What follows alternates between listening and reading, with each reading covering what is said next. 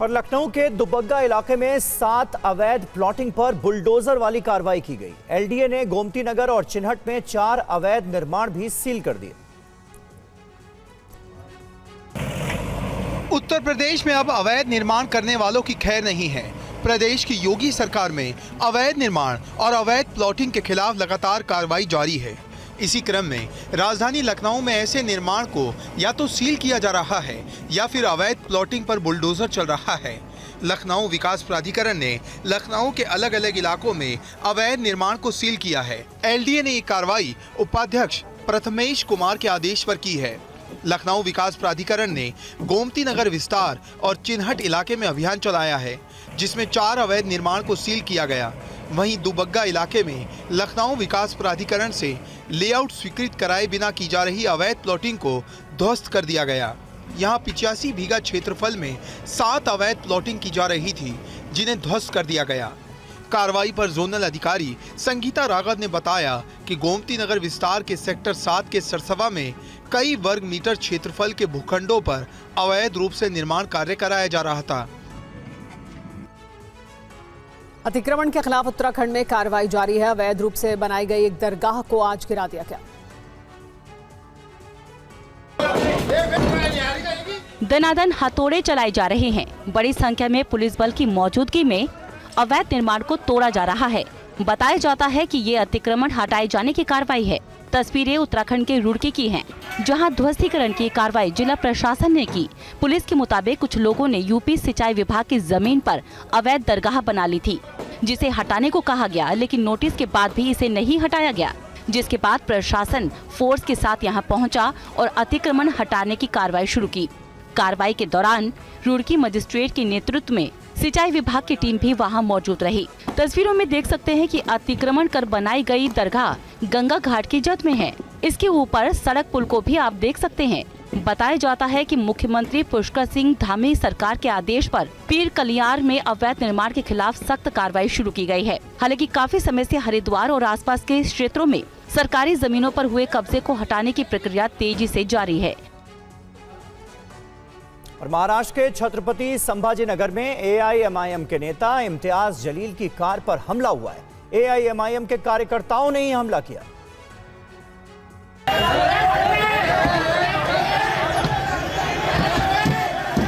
महाराष्ट्र के छत्रपति संभाजीनगर में एआईएमआईएम के नेता इम्तियाज जलील की कार पर हमले की वारदात को अंजाम दिया गया। गाड़ी में तोड़फोड़ करने की कोशिश की गई, साथ ही हाथापाई भी की गई। इस दौरान एआईएमआईएम के कार्यकर्ताओं ने जमकर नारेबाजी की। हमले के समय इम्तियाज जलील अपनी गाड़ी में ही मौजूद थे।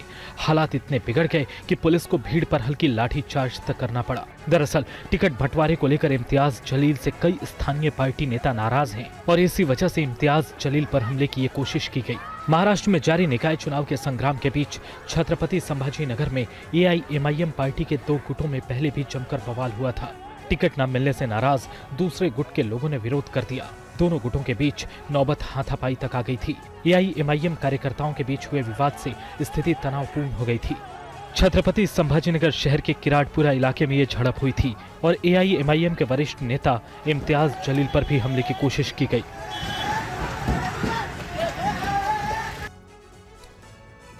यूपी के अलीगढ़ में सरेआम एक युवक को पीटा गया, जिसका वीडियो सोशल मीडिया पर वायरल हो रहा है।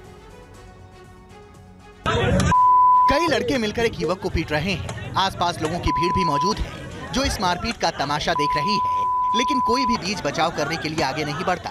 वीडियो की शुरुआत में देखिए, एक शख्स युवक को ताबड़तोड़ थप्पड़ मार रहा है, तो वहीं उसके पास खड़ा दूसरा लड़का युवक पर लाठी बरसाता दिख रहा है। कुछ ही देर बाद एक तीसरे लड़के की एंट्री होती है, जो इस युवक पर पीछे से हमला बोल देता है और ये भी लाठी बरसाना शुरू कर देता है। थोड़ी देर बाद युवक बदहवास होकर सड़क पर गिर पड़ता है, लेकिन फिर भी उसकी पिटाई नहीं रुकती।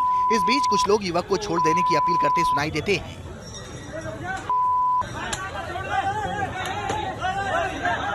अभी तक थप्पड़ लाठी डंडों से पिटाई हो रही थी, लेकिन जमीन पर गिरने के बाद ये सभी लड़के इस युवक पर लात भी बरसाने लगते हैं।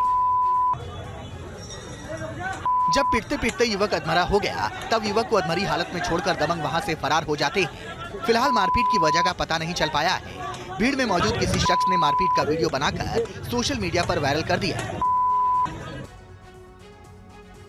और सोमनाथ मंदिर को लेकर बीजेपी ने एक बार फिर जवाहरलाल नेहरू और कांग्रेस को घेरा है। बीजेपी प्रवक्ता सुधांशु त्रिवेदी ने कहा कि नेहरू से कोई व्यक्तिगत विरोध नहीं है, लेकिन सोमनाथ मंदिर को लेकर उनकी विचारधारा का विरोध जरूर है। कांग्रेस को मुस्लिम लीग की विचारधारा से लगाव है। यहां पर मैं स्पष्ट करना चाहता हूं कि भारत के प्रथम प्रधानमंत्री श्री जवाहरलाल नेहरू जी से हमारा कोई व्यक्तिगत विरोध नहीं है। जो विरोध है वो सैद्धांतिक और व्यवहारिक है, और वो विचार भारत के लिए कितना भयावह और खौफनाक था और उसके उस असली चेहरे के ऊपर कितना बड़ा पर्दा डाल के रखा गया था कि अप्रैल 1951 में जवाहरलाल नेहरू जी पाकिस्तान के तत्कालीन प्रधानमंत्री को पत्र लिखते हैं। उनके लिए लिखते हैं माई डियर नवाबजादे, यानी वो डियर भी हैं और नवाबजादे भी हैं। सम्मान से अभिभूत होकर वो ये कह रहे हैं कि मैं ये बात स्पष्ट करना चाहता हूं कि जो सोमनाथ का मंदिर में हो रहा है वो बिल्कुल गलत है, उसको लेकर कोई दुष्प्रचार नहीं करना चाहिए।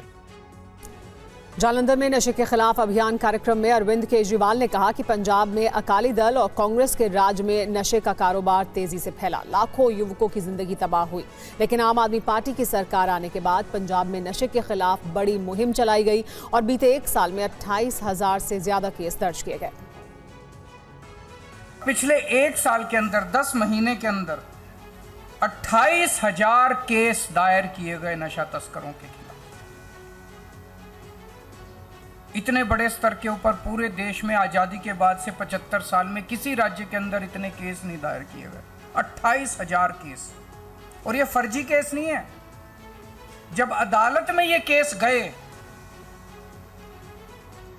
जब अदालत में एफआईआर गई तो इनमें से 88% केस में आदमी को जेल हो गई, केस सफल हुए।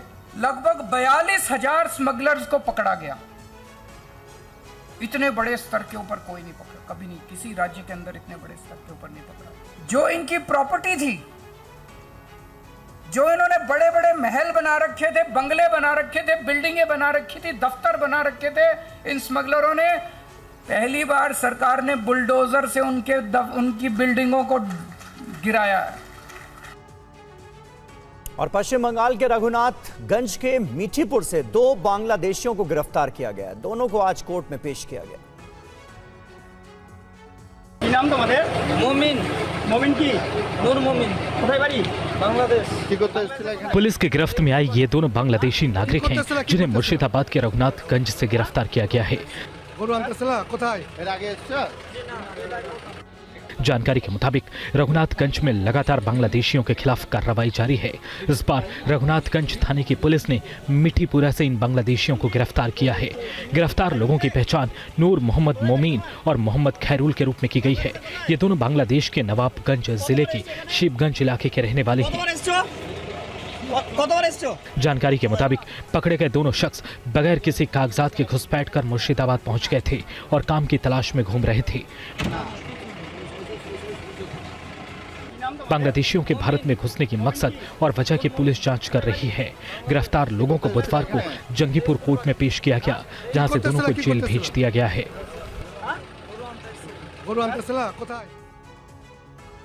जम्मू कश्मीर पुलिस ने टेरर फंडिंग, साइबर फ्रॉड के खिलाफ कार्रवाई तेज कर दी है। कड़ी सुरक्षा व्यवस्था के बीच कई जगहों पर छापेमारी की गई।